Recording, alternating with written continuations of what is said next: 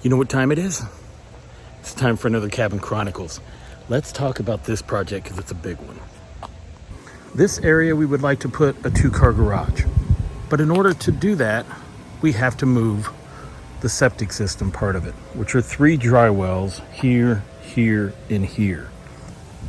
The only place we can put those is there, there, and there, which will be actually part of the driveway.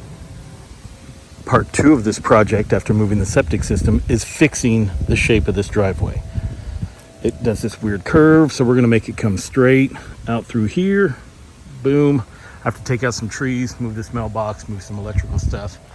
And then as you can see over here, it also has that weird curve, but we're going to straighten that up right next to the tree to make it easier to get it out of, especially when we have a garage. I also need to remove all this stone and find a new place for it because all of this is coming out. With that being said, I have some work cut out for me before these guys show up, and I have to do it in between the rain. Let's get at it.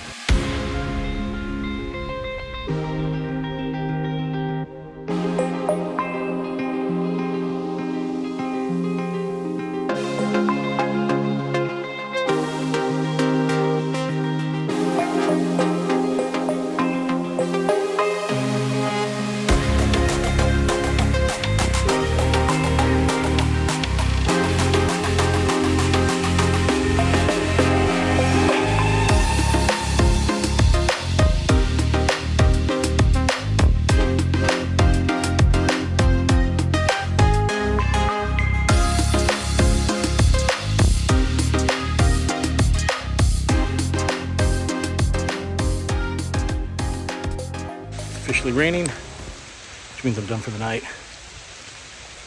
And like with everything, it has to look worse before it looks better.